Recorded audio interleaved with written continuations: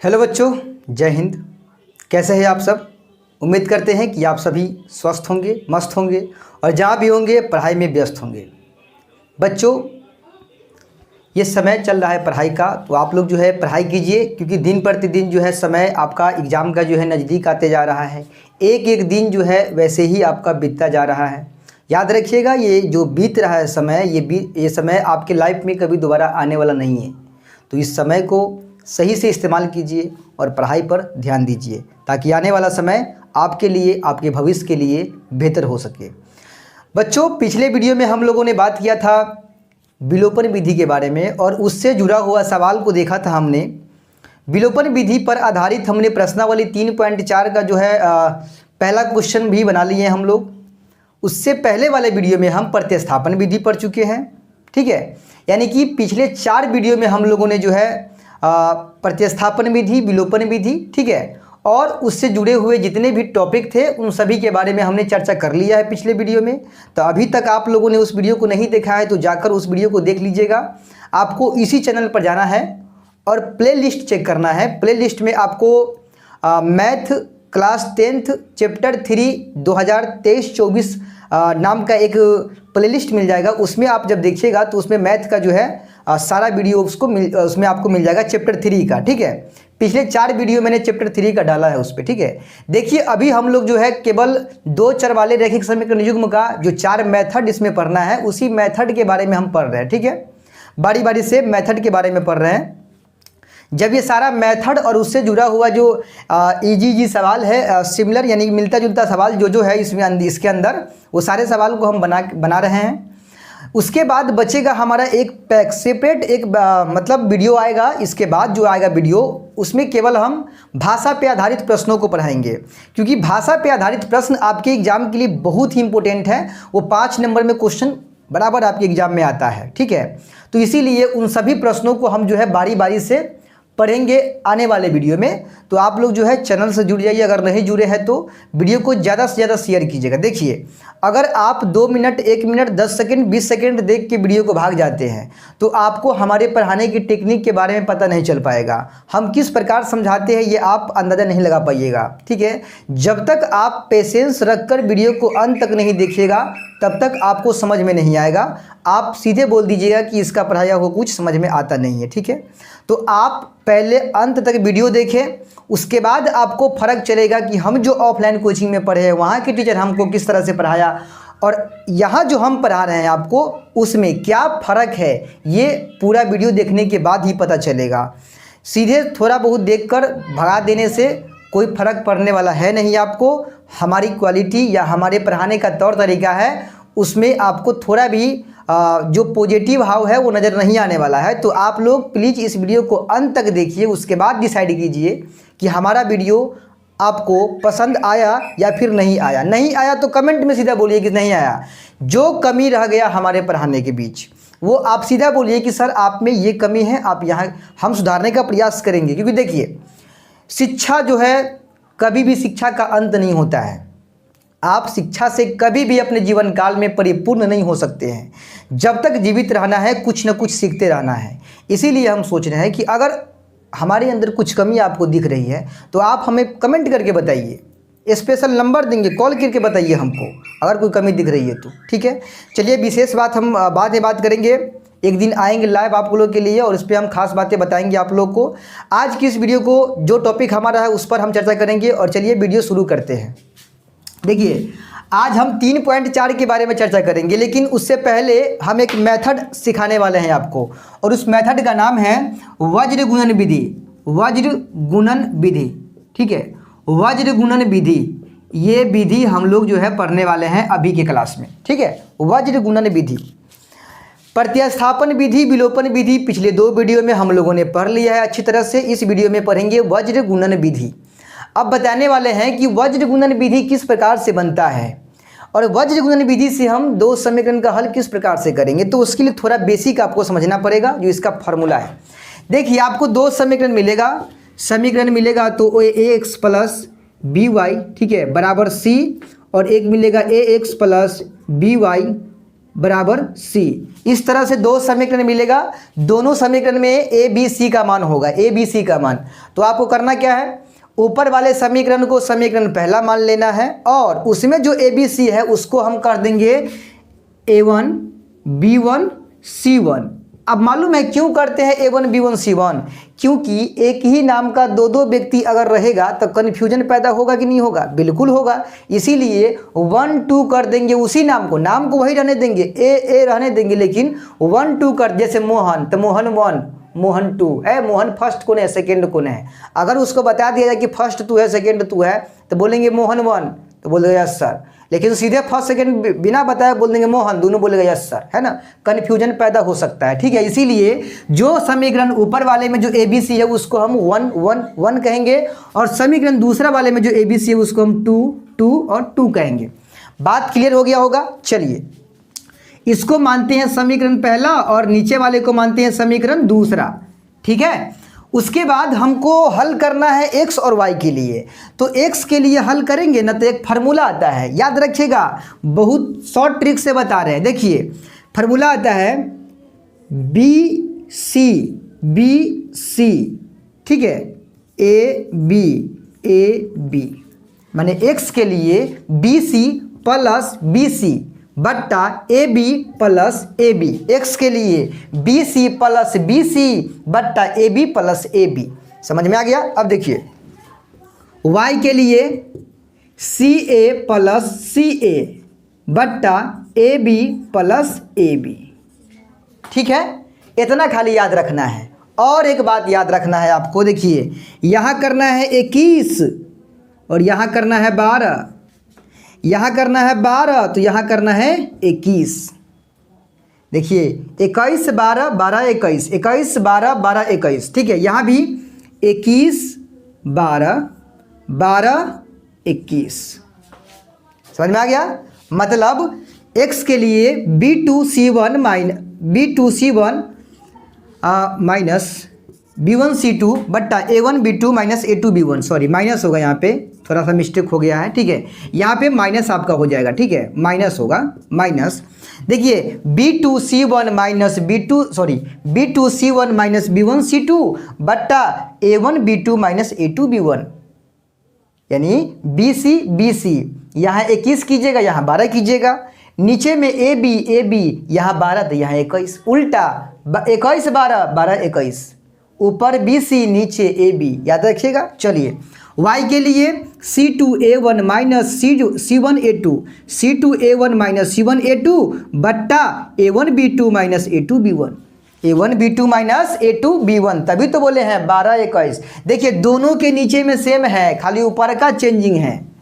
याद रखने का ट्रिक है BC CA, BC BC CA CA, बीच में माइनस दोनों में, और 21 12 नीचे में 12 21 करना है। समझ में आ गया आपको। चलिए इसी फार्मूला पे हम सेटिंग करेंगे तो वज्र गुणन विधि जो है सॉल्व हो जाएगा। ठीक है, चलिए याद रखिएगा इस फार्मूला को, आप ट्रिक से याद रख सकते हो या फिर रट लो, जैसे भी याद रखना है, आपकी मर्जी, आपका दिमाग। ठीक है, चलिए जिस तरह से काम करे वो। एक सवाल लेकर आपको दिखाते हैं, तब आपको समझ में आ गया कि हमारा सवाल बनेगा कैसे। ठीक है, अभी तो केवल फार्मूला आपको मालूम चला है, अब ये बनेगा कैसे उसको समझते हैं। देखिए एक सवाल लेते हैं, x माइनस में 3 गो y, ठीक है, x माइनस 3y माइनस में 3 बराबर 0, एक समीकरण हो गया। और एक लेते हैं 3x माइनस में 9y, ठीक है, और बराबर डाल देंगे हम, माइनस में 2 डाल देंगे। ठीक है, इससे पहले एक और काम कर लेते हैं, यहाँ पर ना होता है ना तो यहाँ पर डाल देते हैं 5, ठीक है, और यहाँ पर डाल देते हैं 7। ठीक है, चलिए अब इसको हम बनाने का प्रयास करेंगे। बराबर यहाँ पर होगा 0। ये एक सवाल लिए हैं, इस सवाल को हम बनाएंगे किस विधि से, वज्र गुणन विधि से। वज्र गुणन विधि से हम बनाएंगे, बहुत सिंपल साधारण है इसका नियम।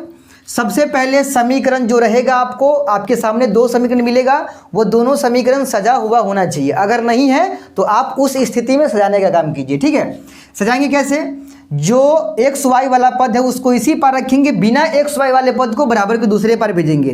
तो x माइनस 3y ये ना कितना, -3 को उस पार ले जाएंगे तो +3, समीकरण फर्स्ट हो गया। ठीक है, उसके बाद दूसरा की बात करें तो यहाँ तथा में दूसरा समीकरण है 3x माइनस 5y माइनस में 7 बराबर 0। तो जो अचर पद है उसको ढकेलेंगे उस पर, इधर बचेगा 3x माइनस में 5y माइनस 7 को उस पर ले जाएंगे प्लस 7। ये हो गया समीकरण दूसरा। बात समझ में आ गई आपको? यानी पहला काम तो ये करना है कि समीकरण सजा हुआ नहीं है तो उसको हम सजा लेंगे, ठीक है। उसके बाद क्या करना है, तो उसके बाद a1 b1 c1 a2 b2 c2 ये दोनों समीकरण में से abc का मान लिख लेंगे। तो समीकरण पहला में जो abc होगा उसको a1 b1 c1 कहेंगे। चलिए a1 बराबर, ठीक है, b1 बराबर और c1 बराबर।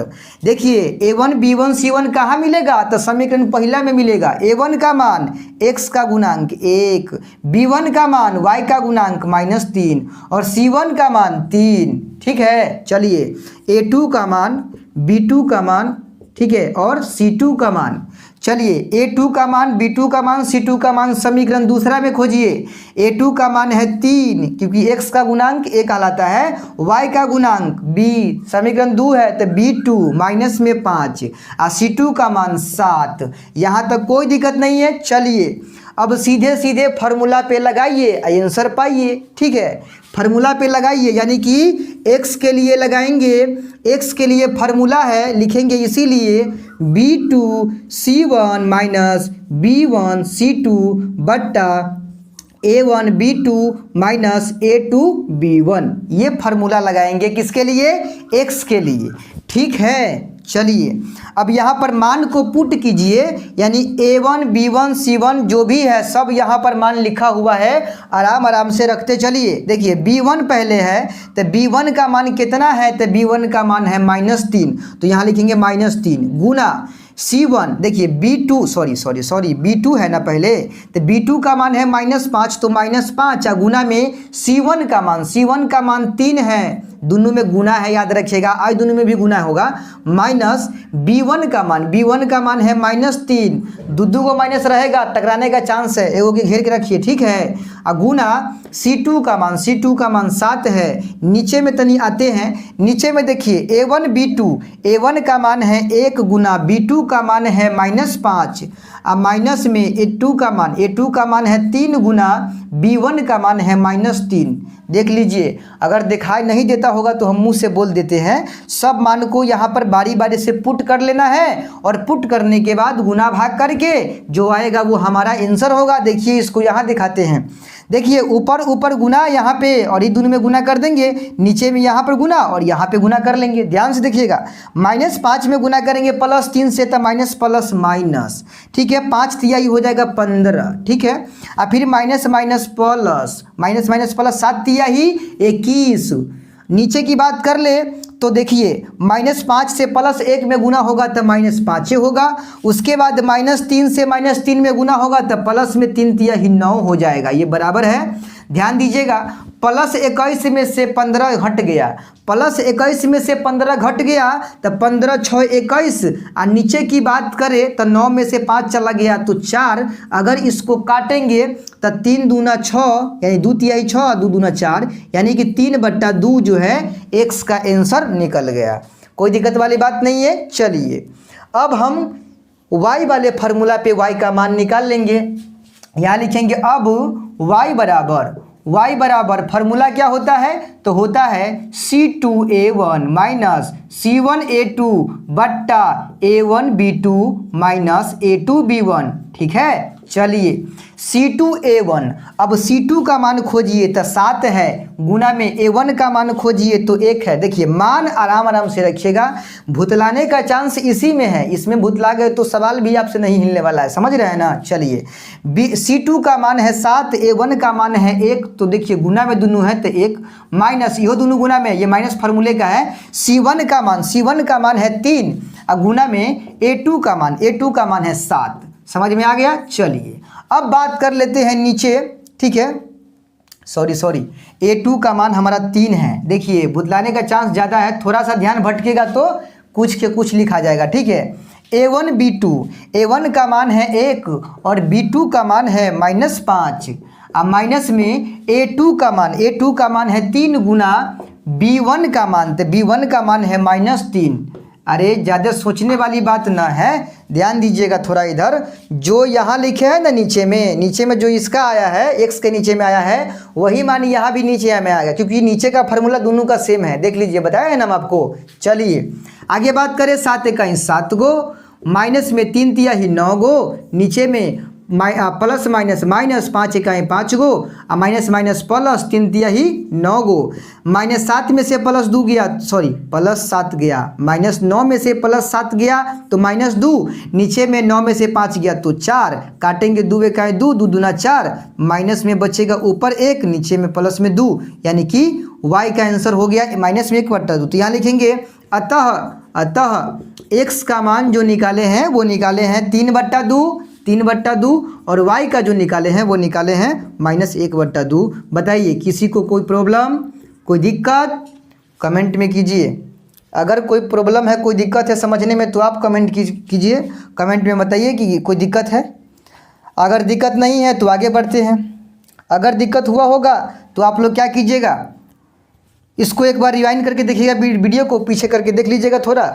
अगर नहीं देखने का मन है तो कोई बात नहीं है, इससे आगे हम पढ़ाने वाले हैं आपको, क्योंकि इसके आगे हम पढ़ाने वाले हैं प्रश्नावली 3.5। ठीक है, तो वीडियो को छोड़ के जाइएगा नहीं, कहानियाँ भी बाकी है।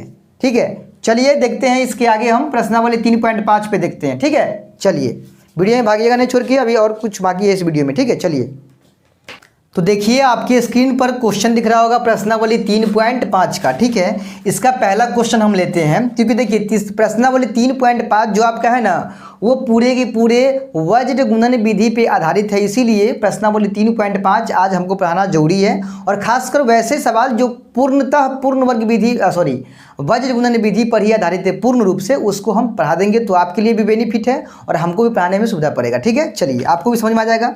देखिए सवाल हमारा क्या लिखा हुआ है, सवाल नंबर 1 में थोड़ा गौर से इसको पढ़िएगा, आपकी स्क्रीन पर दिख रहा होगा। ठीक है, तो आप ऊपर देख सकते हैं कि निम्न रैखिक समीकरणों के युग्म में से किसका एक अद्वितीय हल है, कॉमा किसका कोई हल नहीं है, या किसका अपरिमित रूप से अनेक हल है। देखिए ध्यान से पढ़िएगा क्वेश्चन, क्योंकि हर एक चीज़ क्वेश्चन के अंदर ही होता है।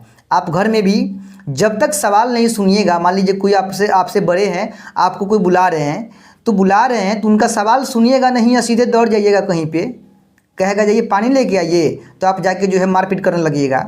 अगर आप सोचिएगा कि कहे हैं कि मारपीट करने के लिए, पहले पूरी बात सुन लीजिए उसके बाद कहीं जाइए। ठीक है, यानी कि प्रश्नों को सुनकर ही जवाब देना चाहिए, ये बात याद रखिएगा। इसीलिए पूरी बात को पहले ध्यान से पढ़िए, समझिए, उसके बाद जो है बनाने का प्रयास कीजिए। ठीक है, चलिए एक बार फिर पढ़ते। लिखा है निम्न रैखिक समीकरणों के युग्म में से, नीचे कुछ रैखिक समीकरण युग्म दिया है 4 सवाल है, उसमें से किसका एक अद्वितीय हल है, किसका कोई हल नहीं है, या किसका अपरिमित रूप से अद्वितीय हल है। ठीक है, सॉरी किसका एक हल है, किसका अद्वितीय हल है, किसका कोई हल नहीं है और किसका अपरिमित रूप से अनेक हल है। ठीक है, तो कह रहा है कि अद्वितीय हल की स्थिति में, यानी कि जिसका अद्वितीय हल होगा ना उस समीकरण का, यानी उस सवाल का आप जो है आंसर वज्र गुणन विधि से ज्ञात कीजिए।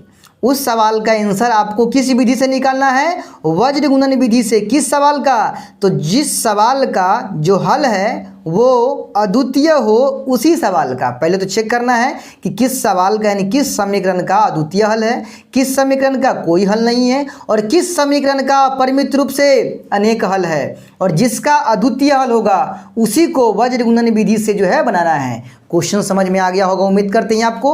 अगर समझ में आ गया है तो किताब को रखिए नीचे।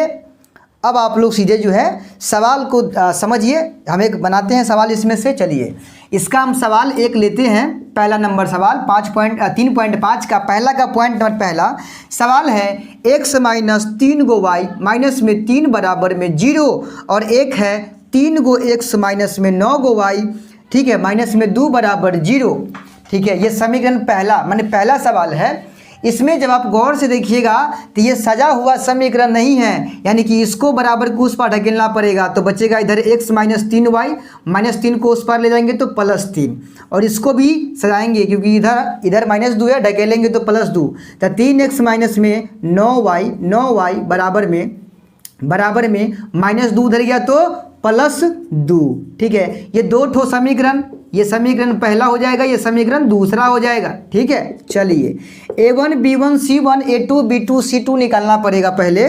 चलिए A1 का मान, B1 का मान और C1 का मान। देखिए A1 B1 C1 कहाँ मिलेगा? समीकरण फर्स्ट में। A1 का मान 1, B1 का मान -3, C1 का मान 3। ठीक है, A2 का मान, B2 का मान और C2 का मान। A2 का मान कहाँ मिलेगा? सेकेंड में। 3 हो जाएगा A2 का मान, B2 का मान -9 और C2 का मान 2। ठीक है, इतना तक तो कोई दिक्कत नहीं है। अब सीधे आप धरफड़ाले जो है x का मान नहीं निकाल दीजिएगा, गड़बड़ हो जाएगा। सवाल के निर्देश को सही से समझिएगा आप। तो उसमें लिखा है कि निम्न रैखिक समीकरण युग्मों के किस समीकरण युग्म का एक अद्वितीय हल है, किसका अपरिमित रूप से अनेक हल है, या किसका कोई हल नहीं है, ये पहले पूछ रहा है। तो ये कैसे अपन ठेकानिए बता दीजिएगा।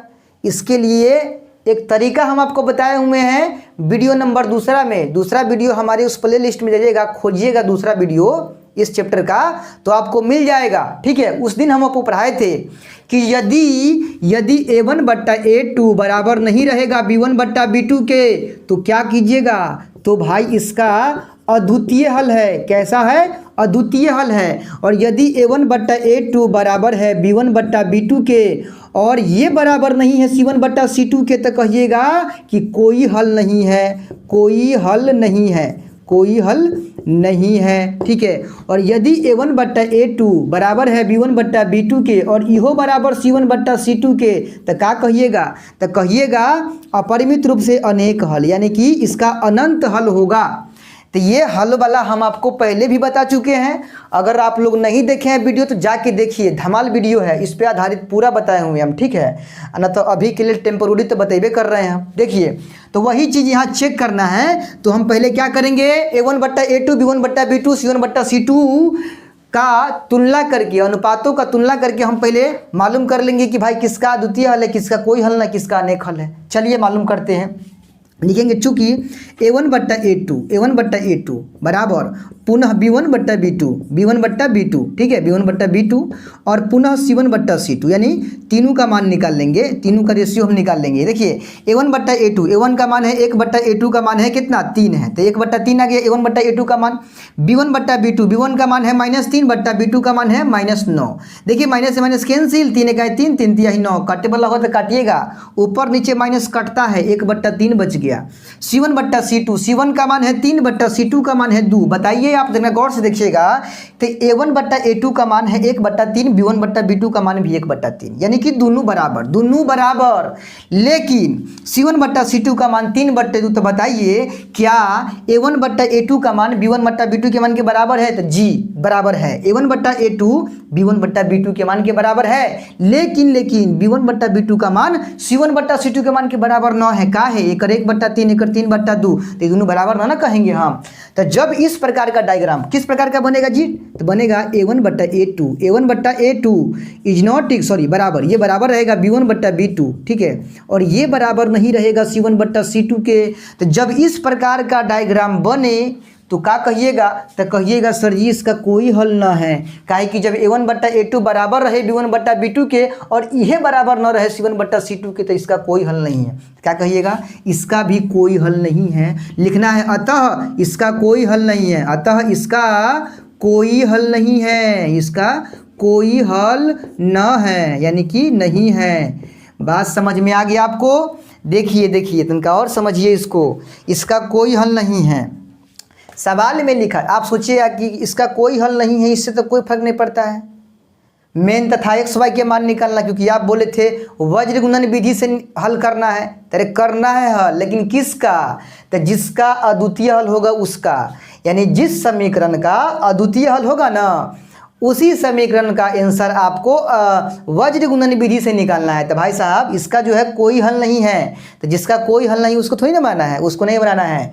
अनेक हल वाला को भी नहीं बनाना है। चेक करना है, कर लीजिए, चेक तो करना ही पड़ेगा ना, क्योंकि सवाल में लिखा है कि किस समीकरण का अद्वितीय हल है, किस समीकरण का कोई हल ना है, या किस समीकरण का अपरिमित रूप से अनेक हल है। चेक करना पड़ेगा ना जी। चेक करके या तब आपको उस सवाल को बनाना है जिस सवाल में अद्वितीय हल होगा। ठीक है, इसका तो अद्वितीय हल नहीं है, चेक कर लिए ना हम, तो क्या आया है, कोई हल नहीं आया है, क्योंकि डायग्राम इस प्रकार का। देखिए चेक इस प्रकार से करेंगे, जितने भी सवाल आपके 5.2 के पहला नंबर सवाल में 4 गो पॉइंट है, चारों पॉइंट सेम तरीका से बनेगा, लेकिन कुछ सवाल ऐसे हैं जिसमें जुटेगा। देखिए एक्स वाई का मान ऐसा नहीं कि कोनों में नहीं निकलेगा और में निकलेगा, जिसमें अद्वितीय हल आ गया ना उसमें पक्का निकलेगा। लेकिन अद्वैत की स्थिति में अगर मान लीजिए इहो आ गया अनेक हल तो ना निकलेगा एक्स वाई का मान, और ईत आया है तो बतेबे किए कि कोई हल नहीं रहेगा तो नहीं निकलेगा, केवल अद्वितीय हल की स्थिति में निकालना है। ठीक है, चलिए क्वेश्चन आपको हम और बनाकर जो है दिखाते हैं, तो आपको और समझ में आ जाएगा, क्लियर समझ में आ जाएगा। ठीक है, चलिए तो देखिए दूसरा नंबर पॉइंट हमारा क्या कह रहा है। दूसरा पॉइंट है, समीकरण है 2x + y = 5 और एक समीकरण है 3x + 2y = 8। ठीक है, ये दोनों के दोनों समीकरण बेचारा पहले से ही सजा हुआ है, तो इसमें कोई छेड़छाड़ करने की आवश्यकता नहीं है। ठीक है, चलिए इसको फर्स्ट इसको सेकंड मानते हैं। a1 का मान, b1 का मान और c1 का मान ये कहाँ मिलेगा जी, फर्स्ट में। a1 का मान है 2, b1 का मान है 1, c1 का मान है 5, a2 का मान है 3 और b2 का मान है 2 और c2 का मान है 8। ठीक है, चलिए पहले जांचना पड़ेगा ना कि इसका अद्वितीय हल है कि कोई हल नहीं है कि अनेक हल है। बिना जांचे हुए भाग जाएगा तो गड़बड़े ना हो जाएगा। चलिए तो इसीलिए a1 बट्टा a2 चेक कर लेते हैं, पुनः b1 बट्टा b2 और पुनः लिख के c1 बट्टा c2। ठीक है, a1 बट्टा a2, a1 का मान है 2 a2 का मान है 3, b1 बट्टा b2, b1 का मान है 1 b2 का मान है 2, c1 बट्टा c2, c1 का मान है 5 c2 का मान है 8। बताइए क्या a1 बट्टा a2 का मान b1 बट्टा b2 के मान के बराबर है, तो कहिएगा न। कहला 2/3 1/2 बराबर कैसे होगा जी।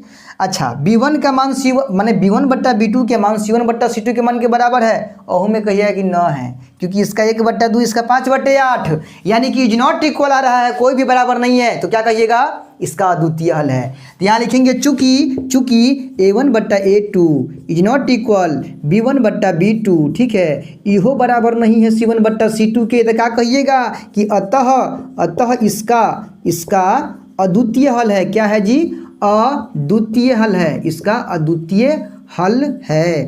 तो जब अद्वितीय हल है तो सवाल में क्या लिखा था कि अद्वितीय हल की स्थिति में आप उसका आंसर भी निकालिए। कौन विधि से, तो वज्र गुणन विधि से, जो अभी हम सिखाए हैं आपको पहले में। ठीक है, चलिए तो इसका अद्वितीय हल है तो इसका हम वज्र गुणन विधि से आंसर निकालते हैं। ध्यान दीजिएगा, लिखेंगे x बराबर, सीधे x बराबर, इसीलिए x बराबर b2c1 माइनस b1c2, सूत्र याद है ना, बट्टा a1b2 माइनस a2b1। ठीक है, चलिए ध्यान दीजिएगा, इसको ऊपर लिखते हैं, नीचे आपको दिखाई नहीं देता है वैसे में। चलिए b2c1 लिखा है यहाँ पर, तो b2c1 का मान देखिए, b2 का मान है 2 गुना c1 का मान है 5 माइनस आगे है b1c2 1 गुना 8। नीचे की बात करें, नीचे में a1 का मान 2, b2 का मान भी 2, यानी 2 गुना 2 माइनस a2 का मान 3, b1 का मान 1, 3 गुना 1। चलिए 5 दूना ही 10 गो, माइनस में 8 इकाई 8 गो, नीचे 2 दूना 4 गो, माइनस में 3 इकाई 3 गो, 10 में से 8 गया 2 और 4 में से 3 गया तो 1, यानी कि पूरे 2 आंसर किसका, x का निकला है आंसर। अब लिखेंगे पुनः y का, तो पुनः y बराबर C2a1 माइनस C1a2 बट्टा a1b2 माइनस a2b1। याद रखिएगा भाई, याद रखिएगा, अगर फार्मूला याद नहीं रहेगा तो मुँहे भरे गिरिएगा। इस सवाल इस साल पूछे हुआ था 2023 के परीक्षा में, तो इनका हिसाब किताब से इसको अथी कीजिएगा। ठीक है, मैंने बनाइएगा, समझिएगा, ताकि एग्जाम में आप 4 के आ जाए, इतना अच्छा से इसको याद कर लीजिएगा, एग्जाम में 4 के आ जाए। ठीक है, चलिए C1 का मान है, C2 पहले लिखा है तो 8 है, और गुना में a1 का मान 2 है। ठीक है, माइनस में C1 का मान 5 है, गुना में a2 का मान है 3। ठीक है, चलिए नीचे आते हैं a1b2, तो देखिए जो इसका है वही तो इसका भी नीचे में है, तो यहाँ लिखे 2 गुने 2 माइनस 3 गुने 1, तो वही चीज़ यहाँ भी लिख देंगे तो ये चल जाएगा काम। लेकिन अपने पास समय है, अच्छा से देख देख के लिखेंगे, कहीं ये गलती होगा तो इहो ना गलती हो जाएगा, इहो बात ना है। चलिए 2 माइनस में A2 का मान है 3 और गुना में B1 का मान है 1। समझ में आ गया। चलिए आगे बढ़ते हैं। 8 दूना 16 गो, माइनस में 5 दिया 15 गो और नीचे में 2 दूना 4 गो और 3 इकाई 3 गो। देखिएगा तनी गौर से, 16 में से 15 गया 1 और नीचे में 4 में से 3 गया तो 1, सीधे बच गया 1 आंसर। यानी कि x का मान निकला 2, y का मान 1। तो यहाँ लिख देंगे हम नीचे यहाँ पे अतः x बराबर 2 और y बराबर 1, यही है हमारा आंसर। क्लियर है। तो उम्मीद करते हैं कि आपको ये सवाल जो है पॉइंट नंबर 2 समझ में आ गया होगा। देखिए सवाल के निर्देश के हिसाब से हमको काम करना पड़ता है। अगर यहीं पे सवाल ऐड नहीं किया होता कि किसका अद्वितीय हल है, किसका अपरिमित रूप से अनेक हल है, किसका कोई हल नहीं है, ये बात ऐड नहीं किया होता, सीधे 2 समीकरण दे क्या कहता है कि इसका हल जो है आप वज्र गुणन विधि से ज्ञात कीजिए, तो हम सीधा A1 B1 C1 A2 B2 C2 समीकरण को सजाने के बाद लिख के और सीधा फार्मूला पे आते, यानी कि सीधे x y का मान हम सीधे फार्मूला पे निकालते। ठीक है, लेकिन ऐसा नहीं है। यहाँ पर जो सवाल कहेगा वही ना हम बनाएंगे, निर्देश के हिसाब से चलना पड़ेगा। अपना समझ रहे हैं ना, घर की खेती न है, किताब बना रहे तो भाई उसके हिसाब चलना पड़ेगा ना। चलिए तो आपको देखिए, हम हर दिन जब आते हैं पढ़ाने के लिए तो आपको अच्छे से पहले समझाते हैं। टाइम तो लगता है हमारे वीडियो में, लेकिन क्लियर भी कॉन्सेप्ट हो जाता है। ठीक है, ये हमको विश्वास है कि आप लोगों को क्लियर होता होगा, ये हमारा विश्वास है। क्या हमारा झूठा विश्वास है या सच्चा विश्वास है, ये आप लोग कमेंट कीजिएगा तभी मालूम चलेगा। तो आप लोग कमेंट कीजिए, बताइए कि हम जो समझाते हैं वो आपके दिमाग में फिट होता है कि नहीं होता है। ठीक है, वैसे हम जब भी पढ़ाते हैं आपके लिए 2-4 क्वेश्चन छोड़ के ही जाते हैं। तो आज की वीडियो में भी हम दो क्वेश्चन छोड़ के ही जा रहे हैं। प्रश्नावली 3.5 का ही है। हम पहला पॉइंट दूसरा पॉइंट बना दिए हैं, रह गया 2 पॉइंट। इसी पूरे जो हम नियम का प्रयोग किए हैं, सारे नियम का प्रयोग कीजिएगा, आप भी दोनों क्वेश्चन को फोड़ पाइएगा, बना पाइएगा अच्छे से। ठीक है, तो वीडियो थोड़ा भी पसंद आया होगा तो आप लोग इसको लाइक कीजिए। ठीक है, थोड़ा भी पसंद आया तो लाइक का बटन दबाइए। ठीक है, और चैनल पर अभी नए जुड़े हैं तो हमारे चैनल के साथ जुड़ जाइए। अगर नए विजिट किए हैं हमारे चैनल पर तो जुड़िए, चैनल को सब्सक्राइब कीजिए, वीडियो को लाइक करके दोस्तों में ज़्यादा से ज़्यादा शेयर कीजिए। और मिलते हैं जल्द अगले वीडियो में, तब तक के लिए जय हिंद, जय भारत।